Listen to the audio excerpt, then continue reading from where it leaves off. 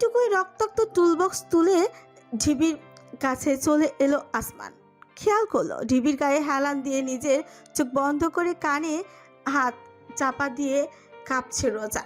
আসমানের উপস্থিতি টের পেয়ে অশ্রুসিক্ত নয়নে সে মাথা তুলে তাকালো। আপনি ওটা কি কি আপনি ওটা ওটা কি ছিল? এক মুহূর্ত চুপ থাকলো আসমান, তারপর জানালো। ফেরোমন, হিংস্র জন্তু জানোয়ারকে আকৃষ্ট করার জন্য। স্তব্ধ হয়ে থাকলো রোজা। একবার বর্তমান নিদ্রা হতে জেগে উঠতে থাকা চিতাবাঘের দিকে চাইল, কিন্তু সাহস সঞ্চয় করে নাবিলের অবিশ্বাসের দিকে তাকাতে সক্ষম হলো না সে। বিস্ময়ের সীমা বহু পূর্বেই বেরিয়েছে তার। এক নতুন পর্যায়ে সে পৌঁছালো যখন দেখলো আসমান এবং শান্ত ভঙ্গিতে চিতাবাঘের কাছে গিয়ে একদম জন্তুটির শরীরে কয়েকটি চাপড় দিল। তাতে মৃদু গর্জন করে উঠতে আরম্ভ করলো পশুটি। আমাদের এখন যাওয়া উচিত। এই দানবের কার্যক্রম লক্ষ্য করে রোজার অনুভূতি ভোতা হয়ে গিয়েছে সম্পূর্ণ। একে কেন এরকম করছে, কি উদ্দেশ্য, সে আসলে সুস্থ সবল কিনা, তার মস্তিষ্কে সমস্যা রয়েছে কিনা, কিংবা সে আদৌ মানুষ কিনা, এসব প্রশ্ন নিয়ে বারবার ভাবার মতন ইচ্ছেও আর রোজার মধ্যে অবশিষ্ট রইল না। হাঁটতে আরম্ভ করলো সে, পেছন পেছন আসমান। একটু পরেই চিতাবাঘের গর্জন ধরিতে প্রকম্পিত হয়ে উঠল গোটা অরণ্য। তার সঙ্গে তাল মিলিয়ে প্রবাহিত হলো নাবিল কায়সারের সর্বশেষ চিৎকার। একবার দৃশ্যটির দিকে ফিরে তাকাতে চাইল, পিঠে আসমানের আলতো ধাক্কা অনুভব করে দৃষ্টি ফিরিয়ে নিতে বাধ্য হলো রোজা। কিছু দূর অগ্রসর হয়ে সে না পারতে জিজ্ঞেস করল। আপনি নাবিল কায়সারের সঙ্গে যা যা করলেন তা পোস্টমর্টেম রিপোর্টে ধরা পড়বে না? দূর কখনে দৃষ্টি ফেলে রক্তস্নাত দানবটি প্রশান্ত কণ্ঠে ব্যক্ত করল। চিতাবাঘের ভোজের পর কিছু অবশিষ্ট থাকলে তা নিয়ে কোনোদিনও পোস্টমর্টেম করতে রাজি হবে না কেবি গ্রুপ। করলেও I don't care if they realise. প্রথমবার এই পিশাচের কণ্ঠে এত লম্বা কিছু বাক্য শুনল রোজা। কিছুক্ষণের মধ্যেই দূর থেকে মানুষের কোলাহলের আওয়াজ আসতে থাকলো। তখনই আসমান থমকে পড়ল। উদ্ধারকারী দল চলে এসেছে, আপনি যান, তাদের যা বলার বলবেন। আগামীকাল সাজেক থেকে যাওয়ার আগে একজন আপনার রিসর্ট রুমে যাবে। এতটুকু বলে উল্টো ঘুরল আসমান, চলে যেতে আরম্ভ করলো ভিন্ন পথে। রোজা হতবিহ্বল হয়ে তাকিয়ে রইল যতক্ষণ না আসমানের রক্তাক্ত অবয়ব অরণ্যের মাঝে আড়াল হয়ে গেল। আমার 5 লাখ টাকা? প্রশ্নটি হাজার চাইলেও উচ্চারণ করতে সক্ষম হলো না রোজা। পরদিন দুর্বল শরীরে বিছানায় শুয়ে আছে রোজা। গতকাল রাত থেকে 3 বার বমি হয়েছে। শরীর কয়েকদিনের এত ধকল, এই উত্তেজনা সইতে পারছে না। গতকাল অরণ্য একটি উদ্ধারকারী দল খুঁজে বের করেছিল রোজাকে, কিন্তু ততক্ষণে নাবিলে যা হওয়ার তা হয়ে গিয়েছে। রোজাও আসমানে শিখিয়ে দেওয়া বক্তব্য প্রদান করে। কংলাক পাহাড় থেকে ফিরবার সময় পথ হারিয়ে তারা অরণ্যে আটকে পড়েছিল। তখন একটি চিতাবাঘ তাদের উপর আক্রমণ করে। প্রাণ বাঁচিয়ে কোনো রকমে রোজা পালাতে সক্ষম হলেও নাবিল আটকে পড়েছিল। তার দেহের খণ্ড বিখণ্ড অংশ উদ্ধার করা হয়েছে। রোজাকে রিসোর্টে নিয়ে আসা হয়েছে খোঁজ পাওয়ার পরপরই। বর্তমানে এর বেশি কিছু সম্পর্কে অবগত নয় রোজা। আসমান নামক পিশাচের সঙ্গে একটি চুক্তিতে আবদ্ধ হতে বাধ্য হয়েছিল রোজা। 5 লাখ টাকার বিনিময়ে সে আসমানকে নাবিলের হত্যাকাণ্ডে সাহায্য করতে রাজি হয়েছিল। ভাবতে সমস্ত শেষ শিউরে উঠল রোজার। 1 মাসে আগেও সে ভাবতে পারেনি তার জীবন এমন এক মন নিবে। কক্ষের দরজায় কড়া নাড়ার শব্দে উঠতে বাধ্য হলো রোজা। দরজা খুলতে রিসোর্টের একজন স্টাফকে দেখতে পেল। প্রফুল্লতায় পূর্ণ তার চেহারা। রোজা কোনো প্রকার প্রশ্ন করার আগেই সে একটি খাম বাড়িয়ে দিল রোজার নিকট। তারপরে অযথায় হেসে কোনো কিছু না বলে চলে গেল। হতবাক রোজা দরজা আটকে খাম নিয়ে বসল বিছানায়। সেটি খুলতে ভেতর থেকে একটি মোটা চাকার বান্ডেল থপ করে বিছানায় পড়ল, তার সঙ্গে একটা ছোট্ট কার্ড। ধন্যবাদ। শুধুমাত্র একটি শব্দ, নেই প্রেরকের নাম কিংবা ঠিকানা। রোজা একবার টাকা আরেকবার কার্ডটির দিকে তাকালো। তারপর মুখ তুলে বাইরের মেঘে ঢাকা বিস্তৃত আকাশপানে চেয়ে রইল। করে আলু ভাজিটা কষিয়ে কিছুটা লবণ ছিটিয়ে দিল রোজা।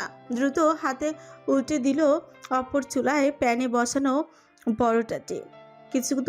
কিছুটা দূরে জীর্ণ প্লাস্টিকের টেবিলের উপর যান্ত্রিক মেলি কণ্ঠস্বর বেজে চলছে তার অ্যান্ড্রয়েড ফোনে।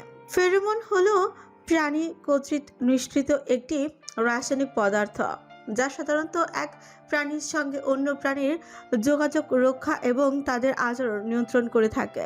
পিঁপড়া এবং মৌমাছি ফেরোমনের নিঃসরণের মাধ্যমে নিজ গোত্রের ওপর সদস্যদের সঙ্গে অপর গোত্রের যোগাযোগ স্থাপন করে থাকে। ঠিক যেমনটা নিজের বায়োলজি বইয়ে পড়েছিল, মনে মনে ভাবল রোজা। পরোটা হয়ে আসতেই প্যানে কিছুটা তেল ছিটিয়ে দ্বিতীয়টা চাপিয়ে দিল সে। শিকারী প্রাণীসমূহ ফেরোমনের মাধ্যমে নিজের সঙ্গী নির্বাচন করে থাকে। এর দ্বারা প্রাণী একে অপরের প্রতি আকৃষ্ট হয়ে থাকে। তাই ওয়াইল্ড লাইফ ফটোগ্রাফি কিংবা অন্যান্য প্রয়োজনে শিকারী প্রাণীদের আকৃষ্ট করতে ফেরোমনের ব্যবহার প্রচলিত। তবে এক্ষেত্রে অবশ্য পর্যাপ্ত সতর্কতা অবলম্বন করতে হবে। যান্ত্রিক কণ্ঠস্বরটা থেমে গেল, তবে তা রোজার চিন্তায় ব্যাঘাত ঘটাতে সক্ষম হলো না। তার হৃদয়ে ঘুরে ফিরে সাজেকে সেই অরণ্যের মাঝে কাটানো রাত্রির প্রতিচ্ছবি ভাসছে। আসমান শুধুমাত্র অত্যাচার করেই ক্ষান্ত হয়নি, পরিশেষে হিংস্র পশু দ্বারাও খুবলে খুবলে নিঃশেষ করেছে নাবিলকে। নিজের মাঝে কতটা আক্রোশ জমা থাকলে একজন মানুষ অপর মানুষের সঙ্গে এত উচ্চ পর্যায়ের নৃশংসতা চালাতে পারে, সেসব দৃশ্য বইয়ের পাতায় পড়ে কল্পনা করেও শরীর শিউরে ওঠে। সেসব দৃশ্যের বাস্তবায়ন ঘটাতে কারো হৃদয় কিভাবে একটি বারের জন্য কম্পিত হয়ে ওঠে না? ঠিক কতখানি বিকৃত মানসিকতার অধিকারী হলে মানুষ এতটা নিচে নামতে পারে? পরোটা পুড়ে উঠতেই হন্তদন্ত হয়ে রোজা সেটা তুলে নিল প্লেটে। জোরপূর্বক মাথা নাড়িয়ে নিজের মস্তিষ্ক থেকে ওই দানব কিংবা তার সম্পর্কিত সকল চিন্তা বাদ দিতে চাইল। তার যা লাভ করার সে করেছে, অতীত ভেবে আর কাজ নেই। এবার পুনরুদ্যমে এগিয়ে যাওয়ার পালা। টেবিলে আলু ভাজি, পরোটা এবং উষ্ণ ধোয়া ওঠা এক কাপ চা নিয়ে বসে আছে নিজের মোবাইল। ইউটিউবে অন করলো রোজা। তাতে প্রথমেই শোভা পেল দেশের অন্যতম বিখ্যাত গণমাধ্যম চ্যানেলের একটি খবর। সাজেক ভ্যালিতে ঘুরতে গিয়ে চিতাবাঘের আক্রমণে নিহত কেবি গ্রুপের এক্সিকিউটিভ ডিরেক্টর নাবিল কায়সার। ভিডিওটা দেখতে ইচ্ছে হলো না রোজা। দীর্ঘশ্বাস ফেলে সে ডোরেমনের একটি এপিসোড চালু করলো। তারপর সকল চিন্তা দূরীভূত করে খাবারে মনোযোগ দিল। খাওয়া শেষে দ্রুত তৈরি হয়ে নিল রোজা। নিজের পছন্দের কচু পাতা বর্ণের কামিজ পরিধান করে সকাল সকালেই তৈরি করা নাস্তা একটি টিফিন বক্সে ভরে নিল। নিজের হ্যান্ড ব্যাগটিতে প্রয়োজনীয় সামগ্রী নিয়ে দরজায় তালা আটকে সিঁড়ি বেয়ে নামতে আরম্ভ করল নিচে। একটি 4 তলা বিল্ডিংয়ে চিলেকোঠার একটি কক্ষ বিশিষ্ট ঘরে গত 1.5 বছর যাবৎ বসবাস করে আসছে রোজা। 2 তলায় পৌঁছতে কাঠের উপর চিত্রখচিত শৈল্পিক সৌন্দর্যের অধিকারী দরজাটিতে কড়া নাড়ল রোজা। পাক্কা 2 মিনিট অপেক্ষার পর গোলগাল শরীরে এক মহিলা দরজা খুলে দিল।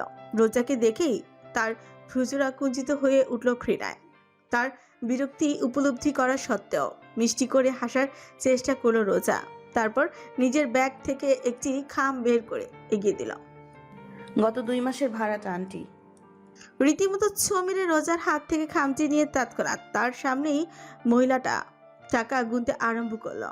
তাতে বিব্রত বোধ করা সত্ত্বেও রোজা কোনো প্রকার শব্দ উচ্চারণ করলো না। টাকা গোনা সমাপ্ত করে খানিক সন্দিগ্ধ দৃষ্টিতে রোজার দিকে চাইল মহিলা। কি ব্যাপার বলো তো, এবার তাগাদা দেওয়ার আগে আগেই ভাড়া দিয়ে দিলে যে? নতুন চাকরি হয়েছে নাকি? অস্বস্তির সাথে হাসলো রোজা। সে মুখ খোলার পূর্বে মহিলা অদ্ভুত দৃষ্টিতে চেয়ে শুথল। নাকি আবার কোনো অনৈতিক কাজে জড়িয়েছো? রোজার হাত চেপে বসলো তার ব্যাগের হাতলে। নিজেকে শান্ত রাখার আপ্রাণ প্রচেষ্টায় লিপ্ত হলো সে। মহিলা নির্বিকার চিত্তে বলেই চলেছে, দারোয়ান জানিয়েছে রাত করে বাড়ি ফেরো। এত রাতে কিসের অফিস তোমার? আমি যা ভাবছি তাই নয় তো? কদিন আগেই তো কিছু দিনের জন্য উধাও হয়ে গিয়েছিলে, ব্যাপার কি? দেখুন, আপনি এই বাড়ির মালিক এবং আমি আপনার ভাড়াটিয়া, কিন্তু তার অর্থ এই নয় যে আপনি আমার ব্যক্তিগত বিষয় সম্পর্কে এভাবে জেরা করতে পারেন কিংবা আমাকে অপমানিত করতে পারেন। শক্ত কণ্ঠে জানালো রোজা। তার দৃষ্টির কাঠিন্য লক্ষ্য করে কিছু মুহূর্তের জন্য ভরকে গেল বাড়িওয়ালা মহিলাটি, কিন্তু পরক্ষণে আবারও পানের রসে লাল হয়ে ওঠা ঠোঁটে ঢেউ খেলিয়ে হেসে বলল, ব্যাচেলার ভাড়া দেই না, তার উপর একলা মেয়ে, কোনো প্রশ্নই আসে না। কিন্তু তোমার অসাহিত্য দেখে কষ্ট লেগেছিল, তাই দিয়েছি। তার প্রতিদান হিসাবে এমন ব্যবহার চাইনি, ঠিক আছে? 3-4 মাসের ভাড়া জমা থাকে, কোথায় না কোথায় কাজ করো তাও জানি না, সন্দেহ হওয়া কি অস্বাভাবিক? রোজা চুপ করে রইল। তার কাছে দেওয়ার মতো কোনো জবাব নেই। এই মহিলা যেদিকে ইশারা করছে তেমন কোনো কাজ রোজা না করলেও ঠিক নৈতিক কোনো কাজও করেনি। হত্যা করতে সাহায্য করেছে এমন কিছু সুশীল কোনো ব্যক্তির নিকট কাম্য নয়, তা রোজা খুব ভালো করে জানে। 1 মাস সময় দিচ্ছি, আগামী মাসে চিলেকোঠার ঘর ছেড়ে দিবে, আমার কলেজ পড়ুয়া ভাইপো থাকবে। এটুকু বলে মহিলা রীতিমতো রোজার মুখের উপর দরজাটা আটকে দিল। হতভম্ব হয়ে নিজ স্থানে দাঁড়িয়ে থাকলো রোজা। সম্পূর্ণ 1 মিনিট পর যেন তার বোধোদয় ঘটল। সিক্ত হয়ে ওঠা আখিজোড়া ওনার প্রান্ত দিয়ে মুছে দ্রুত উল্টো ঘুরে সিঁড়ি বেয়ে নামতেই থাকলো সে। আজকে কাজ বেড়ে গেল, নতুন করে থাকার জায়গার সন্ধানও করতে হবে। সিএনজি ভাড়া মিটিয়ে হাসপাতালের ভেতরে প্রবেশ করতে রোগী এবং তাদের আত্মীয় স্বজনের আনাগোনা চোখে পড়ল রোজার। নিজের অন্যটা গুছিয়ে নিয়ে সে চলল লিফটের উদ্দেশ্যে। 9ম তলার বোতাম চেপে পৌঁছানোর পর নির্দিষ্ট কেবিনের সামনে দাঁড়িয়ে প্রথমে নিজেকে শান্ত করল। চেহারায় উৎফুল্ল মনোভাব এবং অধরে ফুটিয়ে তুলল সমুজ্জ্বল হাসি। দরজা ঠেলে ঢুকতে নীল পোশাক পরিহিত নার্সকে একপাশে দাঁড়িয়ে একটি ক্লিপবোর্ডে কিছু নোট করতে দেখল সে। তারপরই বিছানায় দৃষ্টি পড়ল তার। ধপধপে সাদা চাদর বেছানো বিছানায় শুয়ে রয়েছে একজন বৃদ্ধ। পরনে হাসপাতালে আরামদায়ক বস্ত্রের শুভ্র পোশাক। মাথায় চুল বলতে কিছুই অবশিষ্ট নেই, শুধুমাত্র চকচকে এক চাঁদি। দুর্বল চেহারার চামড়া কুঁচকে এসেছে অনেকখানি। বয়সের ভার এবং অসুস্থতার প্রভাবে শরীর এতখানি শুকিয়ে এসেছে যে পাঁজরের হাড়গুলো নজরে পড়ে স্পষ্ট। হাতের কবজিতে সংযুক্ত ক্যানোলা, নাকের সঙ্গেও যুক্ত রয়েছে নাসাল ক্যানোলা, যা দিয়ে ক্রমাগত অক্সিজেন প্রবাহিত করা হয়। মানুষের অবস্থা পর্যবেক্ষণ করে জোরপূর্বক নিজের অশ্রুকে বাধা প্রদান করল রোজা। অনিত বিলম্বে ছোটে সুবিষ্ট হাসি ফুটিয়ে সে বিছানার কাছে ছুটল। দাদু? বৃদ্ধ চোখ বুজে শুয়েছিল। সম্বোধনটি তার কর্ণগোচর হতেই তাকালেন রোজাকে। দেখেই তার দুর্বল চেহারা শুষ্ক অধরে হাসির ধারা ছড়িয়ে পড়ল। আমার চড়ুই, তুমি এসেছো? তৎক্ষণাৎ হাত বাড়িয়ে নিজের দাদুকে আলিঙ্গন করল রোজা। হৃদয় জাগ্রত হওয়া বিষাদের পর্বত যেন অতি আপন এই মানুষটার সামান্য ছোঁয়াতে রূপান্তরিত হলো স্নেহের উষ্ণতায়। কেমন আছো দাদু? একদম ফিট। এই দেখো। বিছানায় উঠে বসে নিচের শীর্ণ বাহুতে চাপড় মেরে জানালেন বৃদ্ধ। তাতে খিলখিল করে হাসতে আরম্ভ করল রোজা। হ্যাঁ, দেখতে পাচ্ছি। খুব শীঘ্রই তুমি সুস্থ হয়ে উঠবে এবং এই হাসপাতাল থেকে বাসায় ফিরবে। জানো দাদু কি হয়েছে? নিজের সাথে করে আনা টিফিন বক্স থেকে খাবার বের করে থালা সাজিয়ে রাখতে রাখতে রোজা রাজ্যের গল্প শুরু করলেন। যে কয়েকদিন সে দাদুকে দেখতে আসেনি, সে কয়েকদিন তার জীবনে কেমন ভাবে কেটেছে, প্রত্যেকটি ঘটনার পুঙ্খানুপুঙ্খ বিশ্লেষণ করলেন, অবশ্য আসমান সম্পর্কিত সকল কথা বাদ দিয়ে। অপরদিকে অতি উৎসাহের সঙ্গে নিজের নাতির সকল কথা শুনতে থাকলেন ইউনুস রহমান। তিনি খুব ভালো মতোই অবগত যে রোজা তার সুস্থ হওয়া এবং বাড়িতে নিয়ে যাওয়ার বক্তব্য সত্যি নয়। গত 1.5 বছর যাবৎ তিনি এই হাসপাতালের 4 দেয়ালে ঘেরা কেবিনে খাঁচায় বন্দি পশুর ন্যায় আবদ্ধ হয়ে রয়েছেন। তার শরীরে বাসা বেঁধেছে মরণব্যাধি ক্যান্সার। ডাক্তার বহু আশার বাণী শোনালেও সেই সব যে শুধুমাত্র মিথ্যে আশ্বাস, সে সম্পর্কে তিনি নিশ্চিত। বর্তমানে যা হচ্ছে তা তার মৃত্যুকে বিলম্বিত করার প্রচেষ্টা ব্যতীত আর কিছুই নয়। কিন্তু নিজের কোলে পিঠে করা মানুষ করা একমাত্র নাতিকে তিনি কিছুতেই বোঝাতে তা সক্ষম নন। আমার দেহের সর্বশেষ রক্তবিন্দু থাকতে আমি তোমার কিছু হতে দিব না দাদু। মেয়েটি সেই শপথের জোরেই হয়তো আজ সম্পদ, স্বাস্থ্য, সকল কিছু হারিয়েও জীবন যুদ্ধে লিপ্ত রয়েছেন ইউনুস রহমান। নিজের দাদুর সঙ্গে প্রায় দুপুর পর্যন্ত সময় পার করলো রোজা। অতঃপর ডাক্তার কেবিনের রেগুলার চেক আপের জন্য এলে দাদুকে বিদায় জানিয়ে ডাক্তারের সঙ্গে তার কক্ষে আসলো রোজা। চেয়ারে বসতেই ডাক্তার একটি ডায়েরিতে কিছু লিখতে লিখতে রোজাকে জানালেন, আপনার দাদুর স্বাস্থ্য আপাতত স্থিতিশীল রয়েছে, তবে কতক্ষণ থাকবে তার গ্যারান্টি দেওয়া দুষ্কর। এই মুহূর্তে আমাদের চিকিৎসায় অগ্রসর হতে হবে। জি অবশ্যই, আমি টাকার ব্যবস্থা করে ফেলেছি ডক্টর। প্লিজ আপনি যথাযথ চিকিৎসার আয়োজন করুন। উদ্গ্রীব হয়ে ব্যক্ত করল রোজা। ডাক্তার কিছুক্ষণ এক দৃষ্টিতে চেয়ে থাকলেন, পর মুহূর্তে একটি দীর্ঘশ্বাস ফেলে বললেন, মিস রোজা, অত্যন্ত দুঃখের সঙ্গে আপনাকে জানাতে হচ্ছে যে বর্তমানে শুধুমাত্র থেরাপির উপর নির্ভর করে আপনার দাদুকে রক্ষা করা যাবে না। নিজের হ্যান্ডব্যাগ থেকে টাকার বান্ডেল বের করতে করতে থমকে গেল রোজা। হতভম্ব দৃষ্টিতে চাইল ডাক্তারের উদ্দেশ্যে। বয়স্ক অথচ কঠোর ব্যক্তিত্বের অধিকারী পুরুষটির দৃষ্টির মাঝেও কিছুটা বিষাদ প্রকাশ পেল। মেডিকেল ইনস্টিটিউটে ক্যান্সারের জন্য লেটেস্ট একটা ওষুধ বের হয়েছে, এখনও বহুলভাবে ব্যবহার আরম্ভ হয়নি। আমার কিছু সোর্স আছে আমেরিকান ল্যাবরেটরির সাথে যুক্ত, আমি যোগাযোগ করে সংগ্রহ করার চেষ্টা করতে পারি। কিন্তু একটি ঠোক গেল রোজা। ডাক্তার নিজের হাতের আঙুলের দিকে তাকালেন। বছর খানেক ধরে পর্যবেক্ষণ করছেন তিনি এই মেয়েটিকে নিজের একমাত্র পারিবারিক সদস্যদের রক্ষার জন্য কি না করছে। বয়স কত হবে তার? 22, খুব বেশি হলে 24। কিন্তু তাতেই সে এত কিছু করছে যা অভিজ্ঞ কারোর পক্ষেও হয়তো করা সম্ভব হতো না কোনোদিন। হাল ছাড়তে রাজি নয় সে। প্রয়োজনে যেন জমের সঙ্গেও যুদ্ধে লিপ্ত হবে। এই মুহূর্তে এসে তাই মেয়েটিকে পুনর্বার চাপ দিতে একজন মানুষ হিসেবে তার হৃদয় বাঁধছে। তবুও দীর্ঘদিনের অভিজ্ঞতায় পাথর কাঠিন্য ধারণ করা হৃদয়কে নাগালে নিয়েই তিনি বলেন, নিউলি লঞ্চ প্রোডাক্ট, অনেক দাম পড়বে। তাছাড়া এর সাইড এফেক্ট সম্পর্কে পর্যাপ্ত তথ্য নেই, যেহেতু ব্যবহার হয়েছে খুব কম। কিন্তু ঝুঁকি না নিলে হয়তো আপনার দাদুকে বাঁচানো সম্ভব হবে না। মাথা ছুলে পড়ল রোজার। তার সম্পূর্ণ পৃথিবী যেন এক নিমিষেই শূন্যতায় ছেয়ে গিয়েছে। কোনো প্রকার অনুভূতিও সে অনুভব করতে পারছে না। তার দৃষ্টির সামনে যেন শুধুই আধার। ব্যাগ চেপে ধরে বসে থাকলো রোজা। ডাক্তার তার পানির গ্লাস এগিয়ে দিলেন। পানিটুকু পান করে সহসায় উঠে দাঁড়ালো সে। ডাক্তার বিড়বিড় করে বললেন, আমি আপনাকে কিছুটা সাহায্য করতে পারি, কিন্তু ধন্যবাদ ডক্টর, আপনি ইতোমধ্যেই আমার জন্য অনেক করেছেন। নিজেকে আর ঋণী করতে চাই না। রোজার শীতল কণ্ঠ থমকে পড়লেন ডাক্তার। নিজের কপালে ছড়িয়ে পড়া চুলগুলো কানের পিছে গুজে রোজা হড়বড় করে বলল, আমি টাকা জমা করে দিব।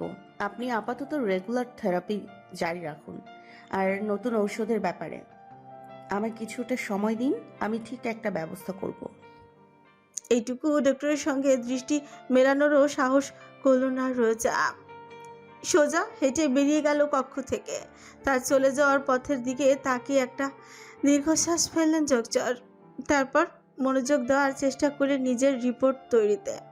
আধুনিক সব আসবাবপত্র এবং শৈল্পিক নির্দেশনে সজ্জিত ঘরটি একদম নিস্তব্ধ হয়ে রয়েছে। সাদা মার্বেল পাথরের তৈরি টেবিলের পাশে চেয়ারে বসে রয়েছে এক রমণী। শূন্য তার চোখের দৃষ্টি, যদিও মাত্র কিছুদিন পূর্বেই সে নিজের স্বামীকে হারিয়ে বিধবা হয়েছে। তার লেশমাত্র নেই অবয়বে।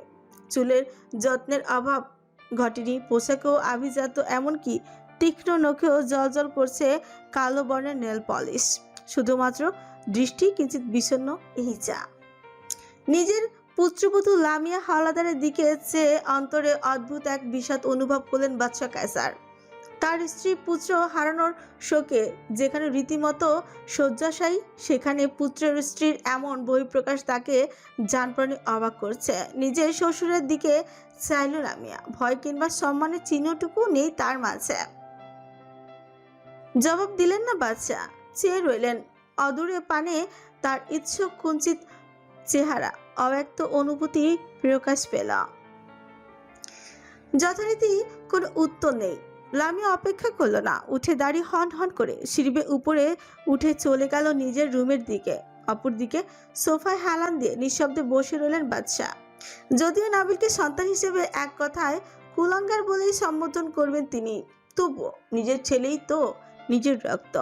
কি কৌতুকপূর্ণ আত্মবিসর্জনই না সে দিল চিতাবাঘের আক্রমণ।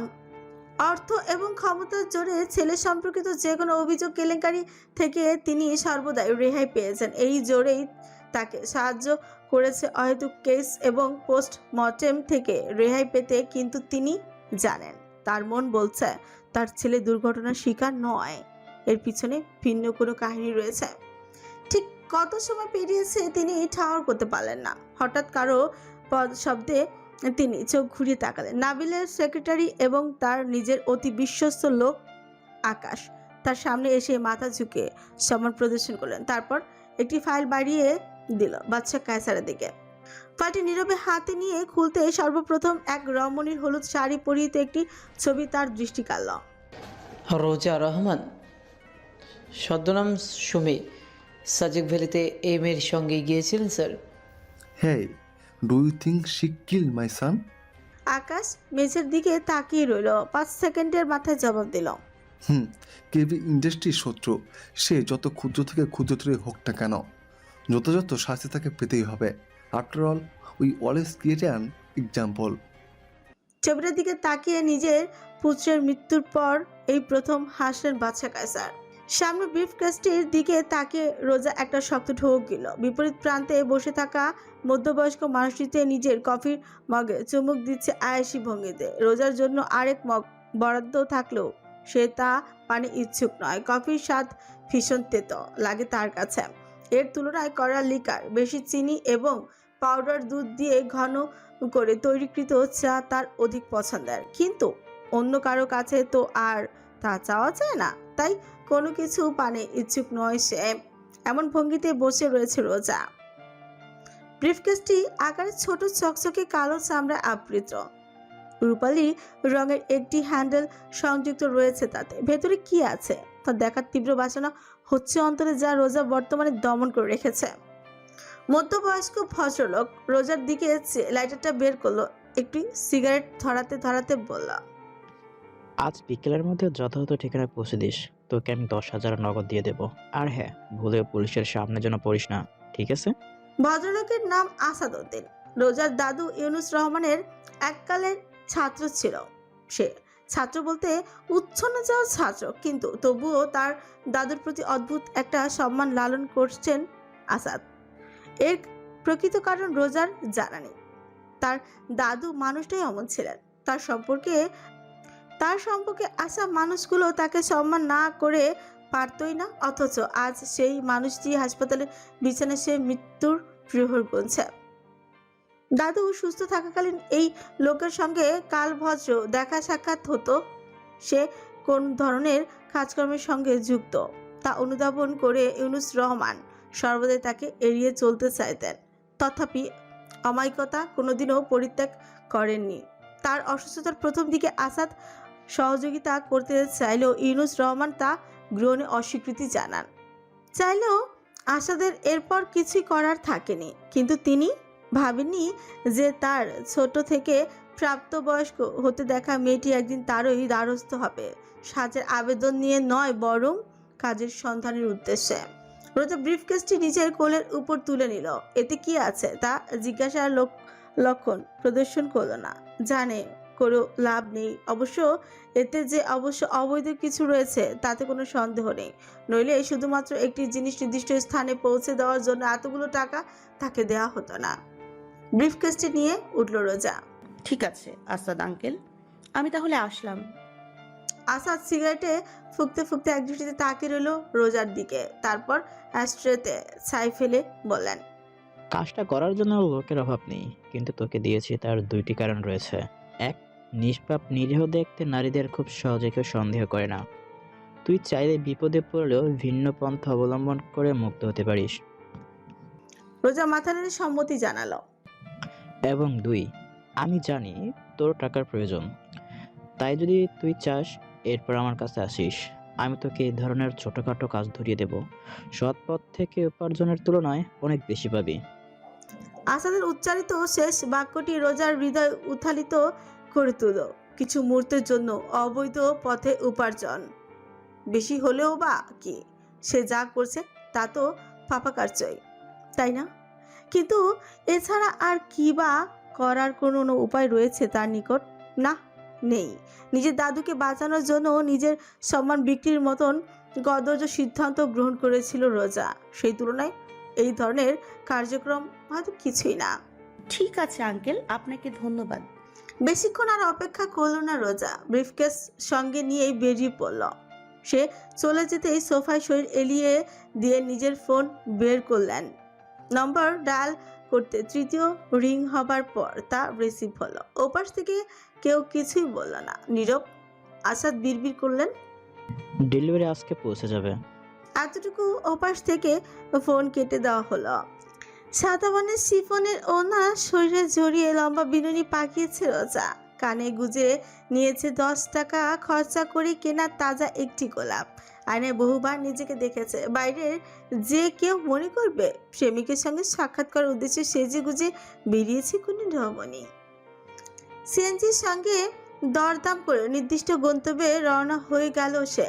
যাচ্ছে শহরের অন্যতম একটি অভিজাত এলাকায়, যে এলাকার আশেপাশে যাওয়ার স্বপ্ন এর পূর্বে সে লালন করেনি। শোনা তথ্য মতে বিত্তবান ব্যবসায়ী ও গুটি কতক বিদেশি নাগরিকের বসবাস এবং বিনোদনের আখড়া স্থানটির নাম সিটি ইউফোরিয়া। সড়কের জ্যাম এবং পুলিশ চেকপোস্ট এড়িয়ে চলার কারণে 1.5 ঘন্টার পথ পৌঁছতে রোজার 2.5 ঘন্টার সময় প্রয়োজন হলো। সবশেষে সে যখন সিটি ইউফোরিয়া সুবিশাল প্রবেশের ফটকের সামনে দাঁড়ালো, তখন সূর্য ঢলে পড়তে আরম্ভ করেছে গগনের পশ্চিম প্রান্তে। হাত দিয়ে অস্তমিত দিবাকরের রশ্মি আড়াল করে রোজা এগুলো নিরাপত্তা রক্ষীর দিকে। তার কিছুটা অভিজাত বেশভূষা স্যালুট করে রক্ষী জানালো, দুঃখিত ম্যাম, আপনাকে পরীক্ষা করতে হবে। আমাদের সেন্স রয়েছে, আপনার সঙ্গে জিনিসপত্রগুলো দেখব। রোজার হৃদয়ে একটি ভীতিকর শিহরণ খেলে গেল, কিন্তু পর মুহূর্তে সে অভিজ্ঞ ভঙ্গিতে নিজের প্রতিক্রিয়া নিয়ন্ত্রণ করে রক্ষীর কাছে এগিয়ে গেল। হাতটি রাখলো রক্ষীর কাঁধে। মিস্টার, আমাকে সন্দেহ করছেন? ছোট কামড়ে এমন এক কঞ্চে রোজা প্রশ্নটি ছুল যে ইউনিফর্ম পরিহিত রক্ষী সম্পূর্ণ অপ্রস্তুত হয়ে পড়ল। রোজার হাত তার কাঁধে বেয়ে বুকে পেরিয়ে ক্রমেই নিচে নামতে থাকলো। শিরে উঠল রক্ষী। তার শরীরে অনুভূতির প্রকম্পন খেলতে আরম্ভ করেছে। আপনি সবকিছু কি আপনাকে বুঝিয়ে দিতে হবে মিস্টার? কাছে ঝুঁকল রোজা। সরাসরি রক্ষীর দৃষ্টিতে দৃষ্টি মেলালো। তার কণ্ঠের মাদকীয় ভাবটি যেন রক্ষীকে সম্মোহিত করে ফেলেছে। তার বুঝতে আর বাকি নেই কিছুই যে এই রমণী এখানে কোন উদ্দেশ্যে এসেছে। বিত্তশালী পুরুষদের হাড় হামেশা এমন তাজা যৌবনের প্রয়োজন হয়। রোজার হাত রক্ষীর বাহু বেয়ে কবজিতে থামল। একটি চোখ টিপ দিয়ে রোজা সরে দাঁড়াতে রক্ষী হতবাক হয়ে খেয়াল করলো তার হাতের মুঠোয় শোভা পাচ্ছে একটি কড়কড়ে 1000 টাকার নোট। নোটটি পকেটে পরে কোনো প্রকার প্রশ্ন ছাড়াই ফটকটি খুলে দিল রক্ষী। লাস্যময় ভঙ্গিতে হেঁটে ভেতরে প্রবেশ করলো রোজা। অতঃপর পেছনে মাথা ঘুরিয়ে অধরে তর্জনী ছুঁয়ে ইশারা করলো। বিনিময় স্বরূপ পাল্টা হাসলো যৌবনের শেষ পর্যায়ে পদার্পণ করা রক্ষী। রোজা ঘুরে হাঁটতে শুরু করলো। সে নিজের শরীরের রক্ষীর তীক্ষ্ণ দৃষ্টি তখনও অনুভব করতে পারল, যেন লোভনীয় কোনো খাদ্যবস্তুর দিকে চেয়ে রয়েছে ক্ষুধার্ত ব্যক্তি। রোজার হাত মুঠো হয়ে এলো, কিন্তু একটি নিঃশ্বাস ফেলে দ্রুত অগ্রসর হলো সে। নির্দিষ্ট ভবন খুঁজে পেতে সমস্যা হলো না রোজার। সামর্থ্য বান্দের তৈরি এই আধুনিক এলাকায় সবকিছু সুপরিকল্পিত ও নির্মিত। সড়কে নেই বিন্দুমাত্র আবর্জনা। সারি সারি বহুতল ভবনের সামনে রয়েছে পার্কিং লট। পেছনে পর্যাপ্ত খোলা জায়গা, যাতে বাগান কিংবা ফলজ গাছ রোপিত করা হয়েছে। শিশু কিশোরদের জন্য রয়েছে পার্ক এবং বাস্কেটবল গ্রাউন্ড। টেনিস ফিল্ডের ব্যবস্থা, এক কথায় এক আদর্শ সোসাইটি। সড়কের মোড়ে গ্যারেজ পার্ক করে রাখা অভিজাত গাড়িগুলো দেখতে দেখতে রোজা ভাবলো যেন সে বিদেশের কোনো শহরে এসে পড়েছে, ঠিক যেমনটা দেখানো হয় টেলিভিশনের পর্দায়। সে উচ্চ ভবনটির নাম মার্বেল স্বর্ণালী নেম প্লেটে রূপলি অক্ষরে খচিত নামটি লক্ষ্য করে রোজা দ্বিধায় ভুগল কিছু মুহূর্ত। কেন? এমন নামের আদৌ অর্থ রয়েছে কোনো, নাকি অত সত্য না ভেবে যা মনে এসেছে রেখে দিয়েছে? কে জানে বাবা, বড়লোকদের মতিগতি। ভবনের দারুণকে কোথাও চোখে পড়লো না, তার টেবিল শূন্য পড়ে রয়েছে, তাতে খোলা একটি বই। রোজা যাওয়ার সময় বইটি বন্ধ করে দিল। খোলা বই নাকি শয়তান পড়ে, ছোটবেলায় শোনা প্রবাদটি সে সবসময় অক্ষরে অক্ষরে পালন করে এসেছে। নিজের ভাগ্য এতটা ভালো রোজা বিশ্বাস করতেই পারল না। লিফট পেল সম্পূর্ণ ফাঁকা, তাতে উঠে 26 তলার বোতাম চেপে দিয়ে অপেক্ষা করতে থাকলো সে। লিফট গন্তব্যে পৌঁছাতে পৌঁছাতে বিদেশি এক সঙ্গীতের মূর্ছনায় পরিপূর্ণ করে রাখলো অভ্যন্তর। টিং শব্দে দরজাটা খুলে যেতে রোজা বাইরে পা বাড়ালো। মসৃণ মেঝেতে তার শক্ত সোলের জুতা ঠকঠক ধ্বনি তুলল। নিজেকে প্রশান্ত রেখে ফ্ল্যাট সি এর একের দরজার সামনে দাঁড়ালো সে। পাশের দেয়ালে কলিং বেলের পাশাপাশি পিনকোডেরও ব্যবস্থা রয়েছে। পিনকোড অবশ্য রোজার জানা নেই। সে কলিং বেল চাপল। ভেতরে থেকে মৃদু একটি মিষ্টি সঙ্গীতের প্রবাহ শোনা গেল। কলিং বেলের আওয়াজ যে এত মধুর হতে পারে তা রোজা এর পূর্বে কোনোদিনও আন্দাজ করেনি। মধ্যবিত্তদের বাড়িতে কলিং বেল বাজালে বাজখাই কণ্ঠে চেঁচিয়ে ওঠে পশু পাখি, নইলে ঢোল বাদ্য বাজতে বাজতে থাকে কোনো হিন্দি গানের সুর। রোজার বর্তমান বাড়িওয়ালার ফ্ল্যাটে তো কলিং বেল বাজালেও শোনা যায় ভারতীয় IPL এর থিম সঙ্গের সুর। মনে করে এত গুরুত্বপূর্ণ মুহূর্তেও রোজার খানিক হাসি পেয়ে গেল। খট করে মৃদু শব্দের সহিত খুলে গেল দরজাটা। দৃশ্যমান হলো এক রমণী, ছেলেদের মতো টি-শার্ট এবং ট্রাউজার তার পরনে, চুলগুলো মাথার উপরে তুলে বাঁধা, যাকে আধুনিক ভাষায় মেয়েরা বলে পনিটেল। টি-শার্টের উপর আবার মানব কঙ্কালের চিত্র। এক কথায় বলতে গেলে মেয়েটি সুদর্শনা। জি, আপনার ডেলিভারি। তৎক্ষণ নিজের কাঁধে ঝুলন্ত পাটের ব্যাগ থেকে ব্রিফকেসটি বের করে এগিয়ে দিল রোজা। মেয়েটি এক মুহূর্ত তাকিয়ে থাকলো রোজার দিকে, যেন বিশ্বাস করতে পারছে না কাজটি করতে একজন মেয়েকে প্রেরণ করা হয়েছে। 1 মিনিট দাঁড়ান। মেয়েটি ভেতরে চলে গেল। ব্রিফকেসটি নিয়ে 2 মিনিটের ভেতরেই ফিরে এলো একটি ট্রে হাতে, যাতে রয়েছে 1 গ্লাস লেবু শরবত। আমি জানি বললেও ভেতরে বসতে চাইবেন না, খেয়ে নিন, আপনি নিশ্চয়ই তৃষ্ণার্ত। ফ্যাল করে তাকিয়ে রইল দীর্ঘ 1 মুহূর্ত। জীবনে কোনোদিনও নিজের দাদু ব্যতীত কারো কাছ থেকে এমন অমায়িক ব্যবহার সে লাভ করেছে কিনা মনে করতে পারল না। হৃদয়ের সকল অস্বস্তি উধাও হয়ে গেল তার সহসায়, তাতে ভর করলো অদ্ভুত এক উষ্ণতা। ধন্যবাদ। শরবতটি নিল রোজা। পাশে দেয়ালের সঙ্গে রাখা কাঠের ক্যাবিনেটে শোভা পাচ্ছে বেশ কিছু পুষ্প উদ্ভিদ। সেখানে বসেই এক চুমুক নিঃশ্বাস করলো সম্পূর্ণ গ্লাস। তারপর তা মেয়েটিকে ফিরিয়ে দিয়ে বিস্তর হাসির সঙ্গে রোজা জানালো, ধন্যবাদ, আবারও ধন্যবাদ। ঠিক আছে, কিন্তু এরপর থেকে এত সহজে কাউকে বিশ্বাস করবেন না, সে যত লোভনীয় জিনিস আপনার সামনে প্রদর্শন করুক না কেন। মেয়েটির কঠোর কণ্ঠে সহসাই থমকে গেল রোজা। তার উষ্ণ হৃদয়ে পুনরায় নেমে এলো কালো আধার। কি মেয়েটি কি শরবতের সঙ্গে কিছু মিশিয়েছে? কিন্তু তেমন কিছু তো মনে হলো না। রোজার আতঙ্ক লক্ষ্য করে হাসলো মেয়েটি, তারপর বলল, চিন্তা করবেন না, আমি কিছুই মেশাইনি, এটা আপনার জন্য শিক্ষা হয়ে যাক। অস্বস্তির সাথে হাসলো রোজা। হঠাৎ করে মেয়েটির সামনে তার আর থাকতে ইচ্ছে হচ্ছে না, তাই অতি দ্রুত সে লিফটের কাছে চলে গেল। একবারও আর পিছন ফিরে তাকালো না। মার্বেল ভবনটির বাইরে এসে একটি স্বস্তির নিঃশ্বাস ফেল রোজা। যাক, কাজটা সে ভালোই শেষ করতে পেরেছে। মাথাটা যন্ত্রণা করছে খুব। তর্জনীর দ্বারা কপাল খুঁজতে খুঁজতে তাই রোজা এগুলো বাইকের ফটকের উদ্দেশ্যে বাইরে, কিন্তু ঠিক তখনই বিনা কারণেই থমকে পড়ল। তার শরীর সতর্ক হয়ে উঠল অদৃশ্যমান এক অনুভূতিতে। কেউ যেন তাকে দেখছে। ঝট করে চারিপাশে চাইল রোজা, কিন্তু সীমানায় কাউকে নজরে পড়ল না। তাহলে এমন অনুভূতি তার কেন হচ্ছে? মাথা তুলে সুউচ্চ ভবনটির দিকে চাইল রোজা। ভবনের উপরাংশ সম্পূর্ণ বিশেষ 1 ওয়ে মিরর গ্লাস তৈরি। এই কাচের বাইরে থেকে ভেতরে কিছুই দেখা সম্ভব না হলেও অপর পাশের মানুষ ভেতর থেকে বাইরে সবকিছুই লক্ষ্য করতে সক্ষম। সেখান থেকে কেউ কি চেয়ে আছে রোজার দিকে, কিন্তু কেন? দূর, নিশ্চয়ই তার অবচেতন মনের কল্পনায় গত কিছুদিনের ঘূর্ণিঝড়ের মতো তার জীবন সম্পূর্ণ ওলটপালট হয়ে গিয়েছে। তাই এমন অদ্ভুত অনুভূতি হওয়া হয়তো অস্বাভাবিক কিছু নয়।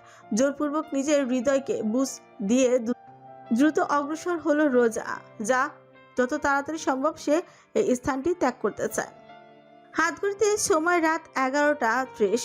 কনকনে একটি হাওয়া বইছে। আবহাওয়ার পূর্বাভাসে জানানো হয়েছে আগামী 72 ঘন্টার মধ্যে দেশের উপর দিয়ে বয়ে যেতে পারে একটি ঘূর্ণিঝড়, যা মোকাবেলায় এলাকা ভেদে সুন্দরবন সমূহ জারি করা হয়েছে 7 থেকে 10 পর্যন্ত বিপদ সংকেত। সেই ঝড়ের আভাস স্বরূপ যেন প্রকৃতি জুড়ে আজ ঝড়ো হাওয়া বয়ে চলেছে হিমশীতলতার চাদর উড়িয়ে। রাজধানী ঢাকায় বর্তমানে চলছে 8 নম্বর বিপদ সংকেত। মাঝরাতে মধ্যরাতে পরিবেশ ক্রমশই হয়ে উঠেছে উম্মাতাল। এরই মাঝে দ্রুত এগিয়ে যাচ্ছে রোজা। আগামীকাল দাদুর সঙ্গে দেখা করতে যাবে বলে আজ তার জন্য কিছু নতুন পোশাক এবং অবসর কাটানোর উদ্দেশ্যে পছন্দসই গুটি কয়েক বই কিনেছে সে। সব কিছুই আসাদুদ্দিনের কাছ থেকে সেদিন পাওয়া 10,000 টাকা দিয়েই। প্রথমে ভেবেছিল নিজের হাতের খরচের জন্য রেখে দিবে, মাসকাবারি হয়ে যাবে, কিন্তু পরবর্তীতে দাদুর জন্য খরচকেই প্রাধান্য দিয়েছে। আজ বাড়ির সামনে পড়লে আর রক্ষা থাকবে না। ভাবতে ভাবতে অত্যন্ত দ্রুত এগোনো সত্ত্বেও ক্রমশ গতি বুদ্ধির বৃদ্ধির চেষ্টা করতেই থাকলো রোজা। তাতে হাঁপিয়ে উঠেছে সে, ঘেমে যাচ্ছে শরীর। শীতল বাতাসও বতেও একটুখানি মুক্তি। রোজার বিল্ডিংটাও সাপের মতো পেঁচিয়ে চলা অলিগলির ভেতরে গুনে গুনে 7টি গলি পেরোতে হয়। আর গলিগুলো কেমন চাপা এবং গিঞ্জি ধরনের। যদিও বসতি নেই আশেপাশে, শুধুমাত্র মোড়ে মোড়ে কিছু টং দোকান এবং মুদি দোকান। গভীর রাত্রে এই গলির মাঝে কাউকে মেরে ফেলে রেখে গেলেও কেউ টের পাবে না কিনা সন্দেহ। চোখ গিলে জোরপূর্বক নিজের অশুভ চিন্তাসমূহ দূরে সরিয়ে রাখলো রোজা। যত ভাববে তত আতঙ্কিত হয়ে উঠবে, তা করে কাজ নেই। 5ম গলি পার হয়ে রোজা 6ষ্ঠ গলিতে পা রাখতে সামনে দৃশ্য দেখে থমকে পড়তে বাধ্য হলো। এই গলি সব থেকে নির্জন। চাপা পথের ওপাশে আগে একটি ছোট্টখাটো গার্মেন্টস ফ্যাক্টরি ছিল, যা দুর্বল স্থাপত্যের কারণে গত বছরই ধসে পড়েছে। কোনো মেরামতের দায়িত্ব নেয়নি মালিকপক্ষ। হতাহত কিছু হয়েছিল, কিন্তু ক্ষমতার দাপটে সেসব ঝামেলা থেকে পার পেয়ে গেছে তারা। মিডিয়া কোনো প্রকার নিউজ কভারেজ করেনি এই অবৈধ স্থাপনা এবং সংগঠিত দুর্ঘটনা সম্পর্কে। এমনই হয়, কিছু তুচ্ছ শ্রমিকের জীবনের কোনো মূল্য রাখে না আভিজাত্য মোড়ানো মালিকের অন্তরে। বর্তমানে কারখানাটি এক প্রকার বিধ্বস্ত অবস্থায় দণ্ডায়মান। দিনের বেলাতেও দেখলে মনে হয় যেন ভূত প্রেতের মতন পরাশক্তিদের আজ্ঞাখানা এখানে। তবে আজ সেই কারখানায় নয়, বরং ভিন্ন একটি দৃশ্য নজর কেড়েছে রোজার। বিপরীত প্রান্তে থেমে আছে একটি বাইক। কোনো প্রকার আলোর ব্যবস্থা না থাকায় শুধুমাত্র রাত্রি নক্ষত্রের উজ্জ্বলতে যতটুকু দর্শন সম্ভব হলো তাতেই রোজা অনুধাবন করলো বাইকটি অ্যাপ্রিলিয়া আর S4 কিংবা হোন্ডা CBR, যেসবের মূল্য বাংলাদেশি টাকায় 4,80,000 থেকে শুরু করে 5,75,000 পর্যন্ত। এই সম্পর্কে জানার কারণ অবসরে বসে অহেতুক ইউটিউবের ভিডিও ঘাটাঘাটি করা। তাছাড়া অদ্ভুত হলেও সত্য, ছোটবেলা থেকে বাইকের প্রতি অদ্ভুত একটা ঝোঁক ছিল তার। যদিও কোনোদিন চালানো তো দূর থাক, চড়া পর্যন্ত সম্ভব হয়ে ওঠেনি তার পক্ষে। কিন্তু এ তল্লাটে এত দামি বাইক নিয়ে কারো ঘুরঘুর করা কথা নয়। ভাবতে বাইকের পাশে হেলান দিয়ে দাঁড়িয়ে থাকা লম্বা দেহী মানুষটিকে চোখে পড়ল রোজার। হেলমেট পরিধান করে থাকায় কিছুই বোঝা যাচ্ছে না, শুধুমাত্র পরে রয়েছে বাইক স্যুট। তাই প্রদর্শিত হচ্ছে একে এখানে কি করছে, এভাবে দাঁড়িয়েই বা কেন আছে মাঝগলিতে? প্রশ্নগুলোর উত্তর কোনোদিনও পাওয়া সম্ভব নয়। রোজা মাথা হেলিয়ে এগোলো। তার হাত সহসাই ঢুকে পড়লো ব্যাগের ভেতর। সেখানে থাকা মরিচ গুঁড়ার মিশ্রিত লিকুইড স্প্রে বোতলটা সে চেপে ধরতেই সতর্কতা অবলম্বন জরুরি। নিঃশব্দেই মাথা নিচু করে দ্রুত সে পেরিয়ে গেল বাইক এবং আরোহীকে। কয়েক কদম এগোনোর পরেই এক্সকিউজ মি, থমকে পড়ল রোজা, তবে পেছনে ঘুরল না। অনুভব করলো আরোহী ক্রমশ তার নিকট এগিয়ে আসছে। আপনি কি বলতে পারবেন সোভান মঞ্জিলটা কোন দিকে? এখানে এত এত গলি যে গুলিয়ে ফেলেছি, গুগল ম্যাপও হার মেনে নিয়েছে। আরোহীর কণ্ঠস্বর ভীষণ উৎফুল্ল শোনালো, যেন সে অলিগলির মাঝে এক প্রকার হারিয়ে গিয়েছে। এটি তার জন্য ভীষণ উপভোগ্য ব্যাপার। রোজা ফিরে তাকালো। আরোহী বর্তমানে তার থেকে হাত দুয়েক দূরে অবস্থান করছে, হেলমেট এখনো পরনে, যার দরুন চেহারা দেখা যাচ্ছে না। এখানে সোভান মঞ্জিল বলে কোনো বাড়ি নেই। সোভান ভিলা বলে একটি দোতলা ভবন রয়েছে, আপনি সেটা 4 নম্বর গলিতে ফেলে এসেছেন। দ্রুত কণ্ঠে সমাপ্ত করে রোজা উঁচু করে হাঁটতে আরম্ভ করলো, কিন্তু মাত্র এক কদমের মাথায় অতর্কিতে তার কাঁধে হাত রেখে তাকে কাছে টেনে নিল আরোহী। সঙ্গে সঙ্গে আরোহীর শক্ত সামর্থ্য শরীরের পাশাপাশি নিজের ঘাড় বরাবর একটি ধাতব স্পর্শ অনুভব করল রোজা। পিস্তল। অদ্ভুত একটি হাসির শব্দ ভেসে এলো, তাতে রোজা সম্পূর্ণ জমে গেল নিজের জায়গায়। সে নিশ্চিত একটুখানি নড়লেই তার সমাপ্তি। আরোহীর হেলমেট ছুঁয়ে যাচ্ছে তার গালে। হাজার চাওয়া সত্ত্বেও ঝাটকা দিয়ে নিজেকে ছাড়াতে না পেরে ব্যাগের ভেতরে স্প্রের বোতলে আরও চাপ বসালো রোজার আঙুলে। তোমার এক রাতের মূল্য কত? কণ্ঠস্বরটি একই সঙ্গে কঠোর অনুরণিত শোনালো। শরীর না হেলিয়ে শুধুমাত্র মাথা কাত করে চাইল রোজা। হেলমেটের গ্লাসের অপর পাশ থেকে তার উদ্দেশ্যে চেয়ে রয়েছে জল জলে একজোড়া টানা টানা চোখ। 5000 দেব। হোয়াট ডু ইউ সে? একটি ঠোক গিল রোজা। তার হৃদস্পন্দন থমকে পড়েছে, সমস্ত শরীর ক্রমশ হিম হয়ে আসছে আতঙ্কে। তবুও হাল ছাড়বার পাত্রী সে নয়। গত কয়েকদিনে তার জীবনে যেসব অপ্রত্যাশিত ঘটনা ঘটে গিয়েছে, তাতে তার অভ্যন্তরে সাহস নামক গুণটি রীতিমতো দুঃসাহসে পরিণত হয়েছে। আপনি আমার সাথে এক রাতের জন্য আসেননি, এসেছেন আমাকে তুলে নিয়ে যেতে। পিস্তলের নলে দৃষ্টি রেখে নির্ভীক কণ্ঠে জানালো রোজা। যদিও তার কণ্ঠে কিঞ্চিৎ কেঁপে উঠছে, তবুও তা যথেষ্ট নিয়ন্ত্রণ শোনালো। আন্দাজের ভর করে চালটি চেলেছে রোজা। ভাবেনি আরোহী তাতে স্বীকৃতি জানাবে। ও মাই, হাউ ইন্টেলিজেন্ট ইউ আর। বাইকের উপর পা তুলে হেসে বলল আরোহী। সে বর্তমানে রোজাকে পিস্তলের মুখে রাখেনি, সেটি শোভা পাচ্ছে তার ডান হাতে, কিন্তু নির্দেশনা স্পষ্ট। রোজা উল্টো পাল্টা কিছু করতে চাইলেই তাকে খালাস করতে আরোহী 1 মিনিটও ব্যয় করবে না। এখন নিজ দায়িত্বে বাইকে বসবে নাকি ভিন্ন পন্থা অবলম্বন করতে হবে? প্রশ্নটি করেই আরোহী নিজের হেলমেটটা খুলে ফেল। তাতে প্রথমবারের মতন তার চেহারা দৃষ্টিগোচর হলো। রোজা এক দৃষ্টিতে তাকিয়ে থাকলো। হেলমেট বেরিয়ে আসতেই নক্ষত্রের আলোয় উদ্ভাসিত হয়ে উঠল বাদামি কালো মিশ্রিত বর্ণের চুল, চন্দন ফর্সা ত্বক আবৃত চেহারা, নিখুঁত অঙ্গভঙ্গি, নাকের উপর টানা টানা চোখ, চোখের নিচে ঠিক নিচে এক কিনারে একটা ছোট্ট আঁচল। সিল্কি চুলগুলো তার কপালে ছড়িয়ে রয়েছে, তাতে ঢাকা পড়ে গেছে কালো ভ্রুজোড়া। প্রথমবার দেখলেই বোঝা যায় আলাদা একটা স্টাইলের অধিকারী এই মানুষটি। তার এক কানে ঝুলন্ত লম্বাটে চেনের দুলটা সেই কথাটি জানান দেয়। রোজাকে এক দৃষ্টিতে তাকিয়ে থাকতে লক্ষ্য করে মুক্তোর মতন দাঁত বের করে ঝকঝকে এক হাসি উপস্থাপন করলো সে। তারপর কপালের চুলে হাত বুলিয়ে বলল, শুধুমাত্র আমার চেহারা দর্শনে যে কেউ স্বইচ্ছায় বাইকে উঠে বসে, কিন্তু প্রত্যেকের জন্য এই জায়গা বরাদ্দ নয়। বাইকের পেছনের সিটে চাপড় দিয়ে ইশারা করলো আরোহী। রোজা ভ্রুকুঞ্চিত করে ফেলল। ছেলেটি অত্যন্ত সুদর্শন, তাতে কোনো সন্দেহ নেই, কিন্তু কাউকে নিজের সৌন্দর্য নিয়ে এভাবে অবাধে উপস্থাপনা করতে সে কোনোদিনও দেখেনি। তার চেহারা নিয়ে সে খুবই আত্মবিশ্বাসী, তা স্পষ্ট।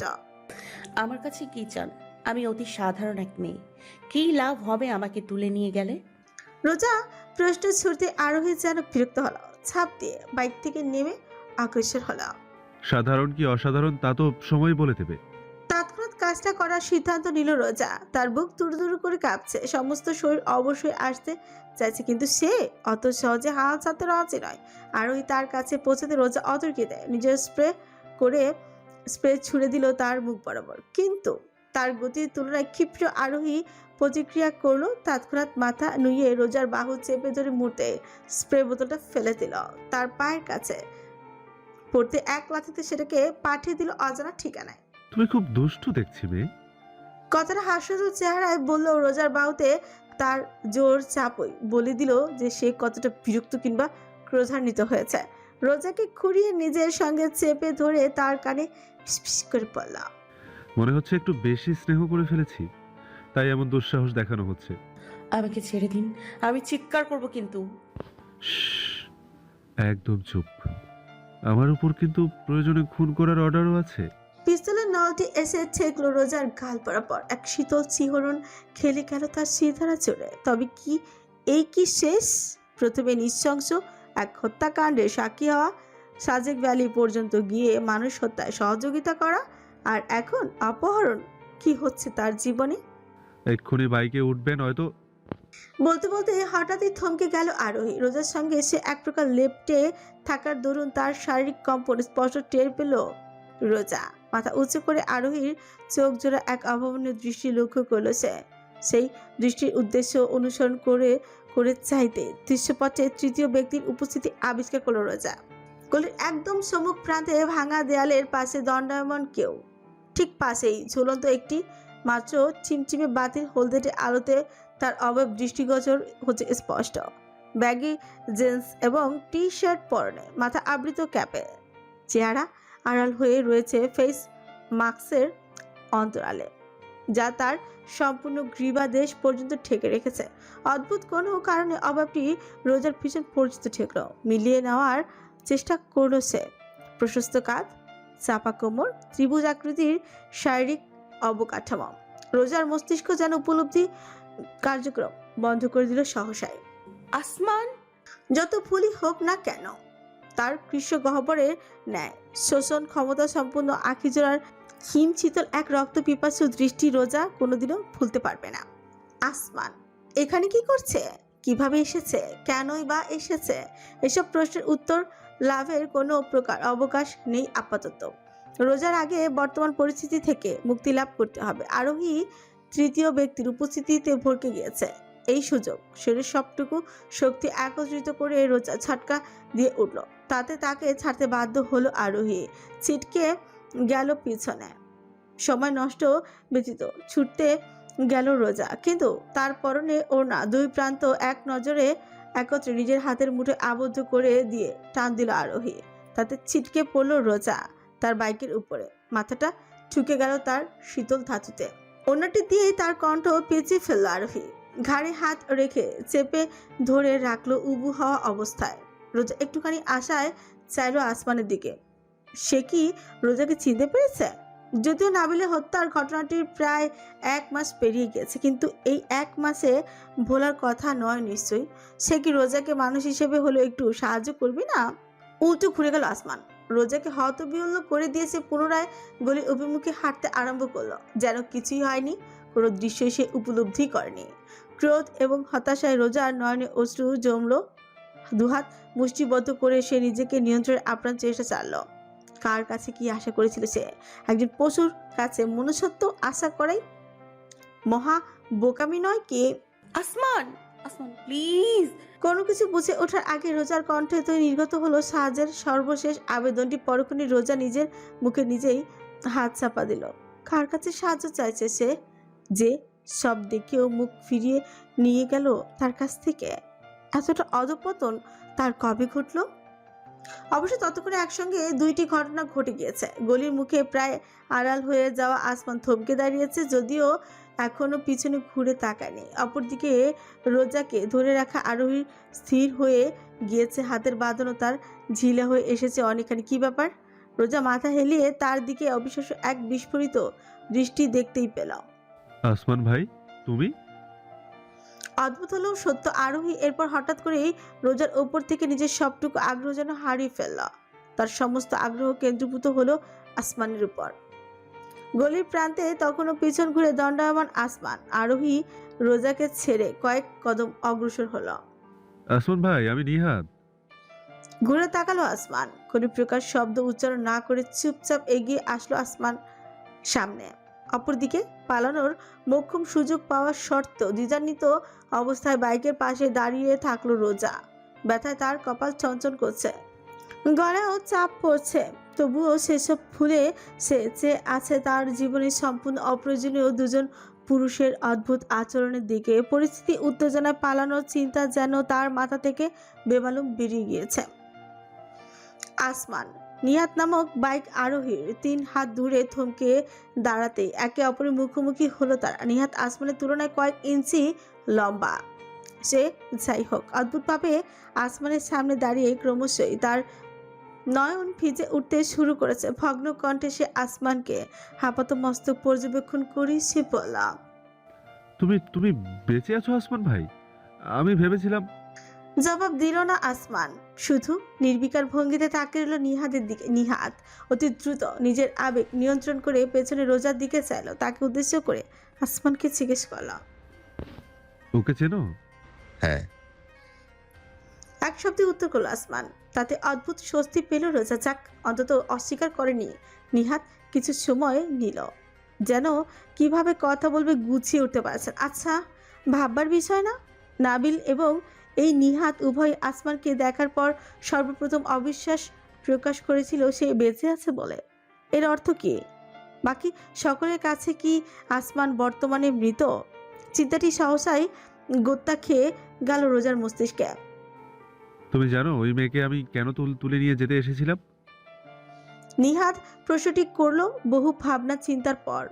বোধহয় ব্যক্তিগত কিছু এখনই জিজ্ঞেস করতে ইচ্ছুক নয়। আসমানের দৃষ্টি এক মুহূর্তের জন্য আপতিত হলো রোজার উপর। তারপর পুনরায় এক শব্দের উত্তর দিল সে। আটকে উঠল রোজা। আসমানের থেকে একটি দুটো শব্দ ছাড়া বিশ্লেষণ পাওয়া অসম্ভব, তাই সে সহজেই আঁকড়ে ধরল নিহাদের বাহু। কে পাঠিয়েছে আপনাকে? কেন তুলে নিয়ে যেতে চান আমাকে? চাচ্ছিলাম, কিন্তু বর্তমানে আর চাই না। মৃদু হেসে রোজার দিকে তাকালো নিহাত। নিজের বাহুখানা ছাড়িয়ে নিয়ে আসমানের দিকে ফিরল সে। অপরদিকে রোজা শুধুমাত্র বিস্ময় প্রকাশ ব্যতীত আর কিছু করতেই বর্তমানে সক্ষম নয়। আমি আন্দাজ করছি নাবিল কায়সারের মৃত্যুর পিছনে রহস্য তোমার মাঝে নিহিত, আসমান ভাই। যথারীতি জবাব নেই। ওই একই ভঙ্গিতে দণ্ডায়মান আসমান। একটি নিঃশ্বাস ফেলে নাক চুলকে নিহাত জানালো, পরিস্থিতি বর্তমানে জটিল। নিজেকে পুত্রশোকে অস্থির বাদশাহ সাহেব। এত সহজে তিনি নিস্তার দেবেন না। তুমি নিশ্চয়ই জানো কেবি গ্রুপের ক্ষমতার শিকড় কতদূর বিস্তৃত। এক পলক রোজার দিকে চেয়ে নিহাত যুক্ত করলাম, এই মেয়ের জীবন বর্তমানে সংকটাপন্ন। যে কোনো মূল্যে সত্যি উদ্ঘাটন করবে কেবি গ্রুপ। আমি আজ চলে যাচ্ছি। মনে রেখো, কেবি গ্রুপের হিটমিটে আমি ছাড়াও আরও বহু সদস্য রয়েছে, এবং তাদের টার্গেটের পরিণতি কি হয় সে সম্পর্কে তোমার থেকে ভালো আর কেউ জানে না। এতটুকুই উল্টো ঘুরে গেল নিহাত। হনহন করে চলল নিজের বাইকের উদ্দেশ্যে। অতঃপর কোনো প্রকার বিদায় ব্যতীত মৃদু গর্জন তুলে তার বাইকটি গলি বেয়ে ধীরে ধীরে আড়াল হয়ে গেল দৃষ্টির সীমানা থেকে। নিহাত চলে যাওয়ার পরপরই নড়েচড়ে উঠল রোজা। এতক্ষণে যেন তার হুঁশ ফিরেছে। কে কি বলে গেল সেটা? কেবি গ্রুপ তার খোঁজ করছে, নাবিলের মৃত্যু নিয়ে সন্দেহ করছে। মুহূর্তেই রোজার হৃদয় শীতল আবহ ছড়িয়ে পড়ল। এখন কেবি গ্রুপের সঙ্গে টেকা দেওয়ার সামর্থ্য তার নেই। সে তো অতি সাধারণ এক রমণী মাত্র। অন্যদিকে ক্ষমতাশীল কেবি ইন্ডাস্ট্রির অর্থের জোরে চাইলে যে কোনো কিছুই হাসিল করতে পারে। চট করে আসমানের দিকে তাকালো রোজা। না চাইতো তার ঠোঁটজোড়া ফাঁক হলো। কম্পিত কণ্ঠ সে উচ্চারণ করল, এখন কি হবে? কাঁধ উঁচু করে আসমান বোঝালো যে সে জানে না। এইটুকু প্রদর্শন করেই সে পুনরায় উল্টো ঘুরে গেল। উদ্দেশ্য স্থানটি পরিত্যাগ করা। রোজার কি হলো সে বলতে পারবে না। ক্রোধের বশবর্তী হয়ে সে খপ করে চেপে ধরল আসমানের হাত। কোথায় যাচ্ছেন আপনি? সবকিছু আপনার দোষ। থামলো আসমান, মাথা হিলিয়ে তাকালো রোজার দিকে। তার প্রজ্বলিত কালো দৃষ্টির মাঝে অদ্ভুত এক পরাশক্তি যেন উকি দিচ্ছে। ডোন্ট। ঝটকা দিয়ে নিজের হাত ছাড়িয়ে নিল আসমান। তার দৃশ্যমান চেহারা অংশে ভ্রুজোড়ার অস্বাভাবিক কুঞ্চনে স্পষ্ট তার বিরক্তি এবং ঘৃণা প্রকাশ পাচ্ছে। রোজা স্বয়ংক্রিয়ভাবে এক কদম দূরে সরে দাঁড়ালো। যদি আপনি আমাকে এই কাজে বাধ্য না করতেন তাহলে। ন্যাকা কান্না কাঁদবেন না। আপনি 5 লাখ টাকা নিয়েছেন, লাভ ছিল বলেই করেছেন।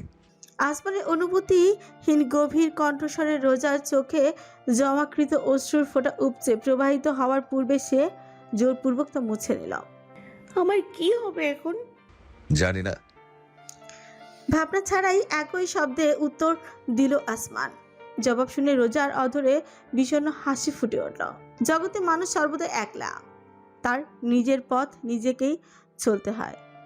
হৃদয়ে ঘূর্ণিপাক খেলেও গেল দীর্ঘ প্রশ্বাস নিয়ে নিজেকে শান্ত রাখল রোজা। জীবনে সংগ্রামে লড়াই করতে করতে তার ইন্দ্রিয় যেন সবকিছুতে অভ্যস্ত হয়ে পড়েছে। আসমানকে আর কিছু বলার ইচ্ছা শক্তি হারিয়ে ফেল রোজা। তাকে পাশ কাটিয়ে চলল গলির অপর প্রান্তের দিকে।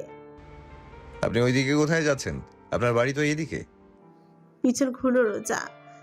আপনি কিভাবে জানলেন আমার বাড়ি কোথায়? জবাব নেই। এই দানবকে যতটুকু চিনতে পেরেছে তাতে ইচ্ছের বিরুদ্ধে এই মুখ খোলানো অসম্ভব। তাই রোজাই পুনরায় নিজের পথে অগ্রসর হলো।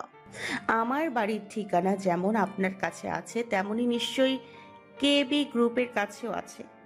নেহাত চলে গিয়েছেন, তার অর্থ এই নয় যে তারা নতুন কাউকে পাঠাবেন না। কোথায় যাচ্ছি জানি না, কিন্তু অন্তত এই বাড়িতে থাকা আমার জন্য নিরাপদ নয়। আপনি বাড়িতেই ফিরবেন, অন্তত আজকের রাতের জন্য হলেও। আসমানের বক্তব্য শুনলেও থামবার প্রয়োজন বোধ করল না রোজা। ঠিক তখনই দানবটির দ্বিতীয় বাক্য ভেসে এলো তার কানে। এবং আপনার সাথে আমি থাকবো। সম্পূর্ণ বরফ খণ্ডে পরিণত হলো রোজা। সামান্যতম নড়ে চড়তেও সক্ষম হলো না।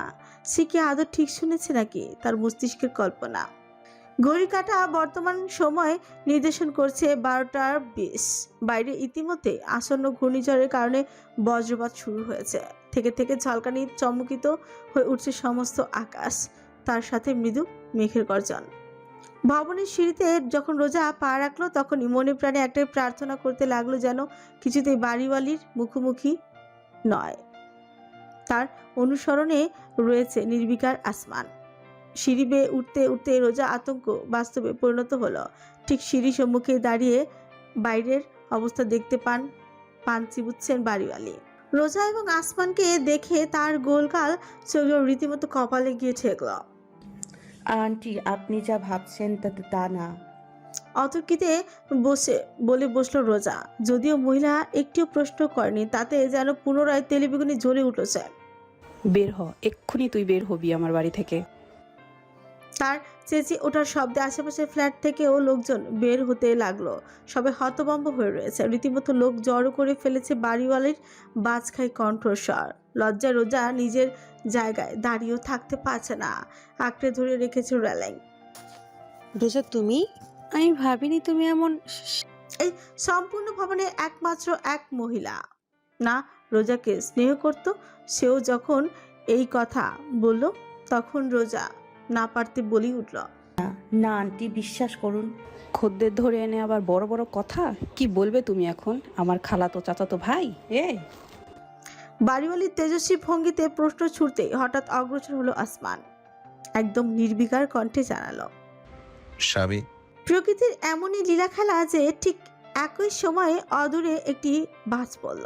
শব্দ তরঙ্গ প্রকম্পন খেলিয়ে দিল সম্পূর্ণ সিঁড়ি ঘর জুড়ে। সকলে বাকরুদ্ধ হয়ে চেয়ে রইল আসমানের দিকে, এমনকি রোজা নিজেও। স্বামী? রোজার স্বামী? কই বিয়ে হলো? আজকেই। পুনরায় উচ্চারণ করলো আসমান। তার ভঙ্গি এতটাই পরোয়াহীন যে তাতে রোজা ইচ্ছেও কম্পিত হয়ে উঠল। অপরদিকে সিঁড়িঘরে জড়ো হওয়া সকলেই পলকহীন দৃষ্টিতে চেয়ে রইল আসমানের দিকে।